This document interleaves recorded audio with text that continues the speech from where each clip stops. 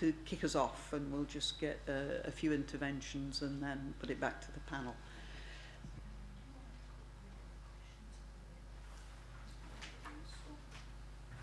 So there's someone here at the front. Yeah, could you come up to the mic and say who you are? Yeah, thank you. I am Ramani from II Energy India. We were talking of certainty and uncertainty. I think climate change is certainty. There is no doubt about that. Uncertainty is mainly what we perceive is going to happen at a given point of time at a given location.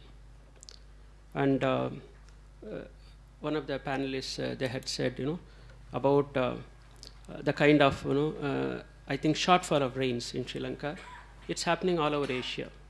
We have excessive rains in one place and shortfall of rains in another place. This year, particularly in India, the northwestern part, including Pakistan, and then some Himalayan range, Jammu, Kashmir, and Arunachal Pradesh, these are the regions where they had excessive rains, avalanches.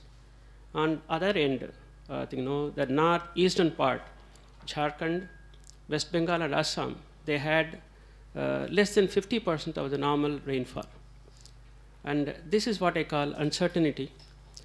This year we had shortage of rainfall in one place, excessive rainfall in another. Next year it may be the other way around. How the farmer is really prepared? We are talking of preparedness. How he is going to be prepared? Is he going to have some kind of paddy variety which will be able to tolerate submergence? Or is he going to have some kind of paddy variety which could be 2.5 months old because the rainfall may be delayed or it may be less? I think when we talk of climate change, it is in the long-term perspective. You draw a line, there is always a regression line fitted. And it's going to, say, go up or go down depending on the parameter you are analyzing. But what we are interested in is the kind of fluctuations around that line at any given point of time. I think that is what is troubling. That makes the adaptation very difficult. And it has to, it will vary spatially and temporally. That's a challenge. And I think it's not easy to manage, and we can have varieties, no doubt, but to act within the given time is very important. I think you mentioned about it. Sometimes we might have to act 72 hours. We might have to act within a week or a month. Are we really prepared? That's very difficult. It could be simply availability of information. It's there, but it's not available to the people. Another thing is generation. We don't have the information desired. Can we say exactly in this particular location that we are going to have shortage of rainfall by 40%, 50%? Can we tell 3 months or 4 months ahead so that farmers will be prepared? I think these are the questions we have to answer.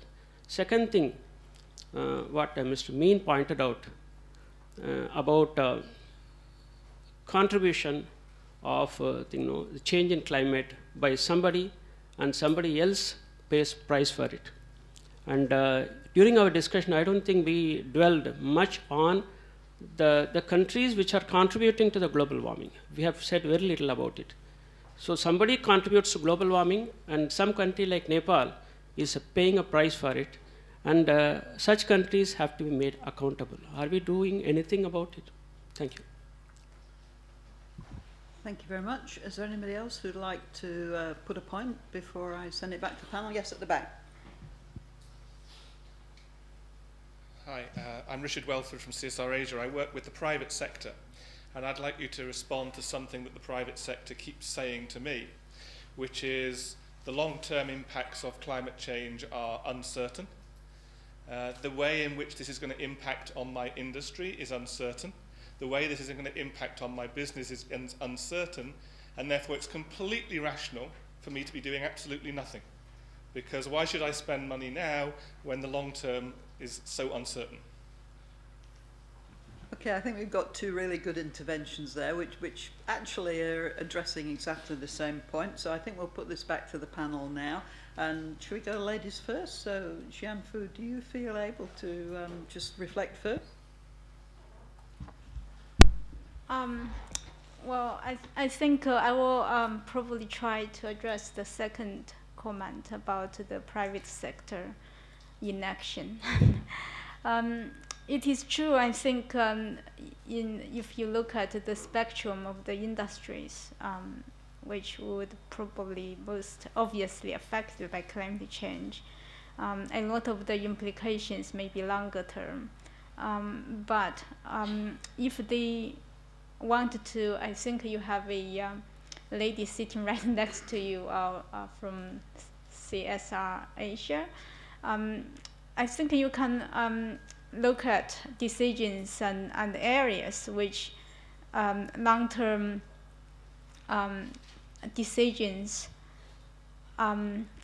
they need to really make decisions which would have long-term implications, and how do we factor in that uncertain risk. You can take it maybe from two perspectives. First of all, if you want to really stay competitive in the industry, and that's something you really want to prioritize, the kind of risks. There are certain decisions you can make. You don't need to look into a sort of serious commitment in terms of resources based on uncertain knowledge. And I think this morning we talk about mainstreaming. Somebody mentioned the kind of adaptive policy framework or robust decision. Take on a flexible approach. You consider, you leave yourself some sort of space to consider the potential risks, but you can always have the flexibility of review the situation periodically, incorporating new information becoming available, and then decide on the next step. So it doesn't have to be one-off and hardwired sort of investment decision. So there are areas of decision which don't really have to commit serious resources for long-term risk management. And the second point is some of the industries, I think they may have to, if they don't really, there's the emerging policy trend, if I may. For example, in the UK, they introduced this mandatory reporting system for companies, private entities. They have to include in their annual report or regular report in terms of climate risks identification and management. And in the UK, they're starting with the utility companies. So if you report in your annual report this year, you identify the 10 areas of climate risks, and then the next time round, you have to map out what exactly you have done to manage those identified risk areas. And in that way, the consumers can make their very informed decisions on whether they're going to continue to use your services or not. So I think there are quite serious considerations that the private sector do have to think about adaptation with uncertainties, though. But so it's not a good enough excuse. They have to take certain actions with the information that we do have and available. So if the carrot won't work, you use the stick. Okay, so we'll go out a little bit back to front. Shiru Date, would you like to answer this question? Yes, I will answer Mr. Raman's question partly, and I will allow my colleagues who are experts in climate change, the environment specialists and scientists. What I was talking about preparedness is for emergencies, purely emergencies, which are results of likely climate change. So I was not talking about preparedness for climate change. It's a little different. So, however, I really understand, and it's true, that there is lack of information. Emergency management's first phase of preparedness is based on information. If there's a flood or earthquake, or any other kind of disaster, even a man-made disaster, we collect data to be prepared. And we have a human interface.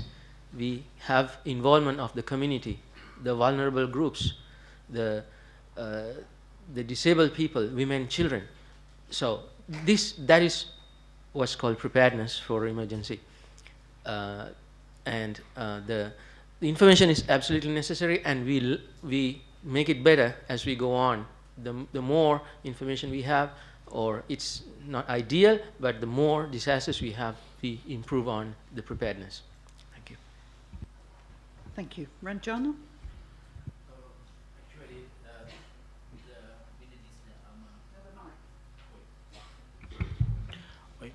with this uncertainty climate, it's very difficult to face the local people. Actually, the people who are the farming or the cultivation, they are for the economical growth. So it's very difficult to face for this problem.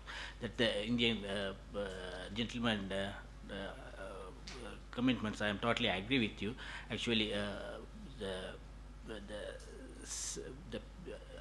how to identify the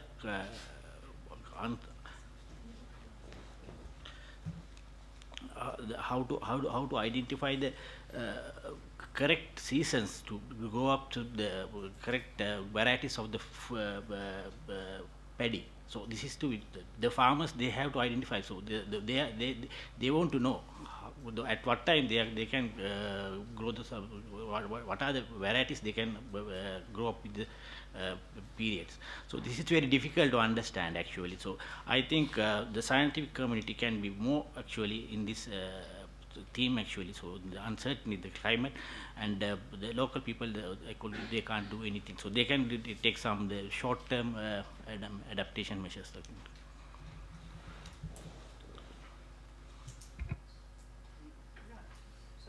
Would you like to say a few words? Okay, I just want to share a few feelings with our Indian friend. He rightly mentioned that someone who is not committing any crime, but he is paying the cost. So that is our main concern, and we don't know and we don't understand why it is happening, and what is the solution for this. As we can see, you see in Copenhagen, that there was big hope, but it ended up as a broken Hagen. There was no any concrete solution was taken there. So we all know the problem, and we understand who is doing this and who is suffering. We know this, and as our Indian friends said, now this is high time for us to realize the adverse impact of climate change, variability, and extremes, which are actually impeding factors to attain the set goals of the respective governments. Particularly, the developing countries are paying the cost, and they are suffering much due to the carbon emissions which are being done by particularly industrialized countries. So we know it, and the Kyoto Protocol has not yet been adopted fully, so we know the problems. So at this point of time, I just want to say that we should take activities, particularly from the developing countries, which should be carried out in close cooperation and coordination. We should not do it in isolated manner.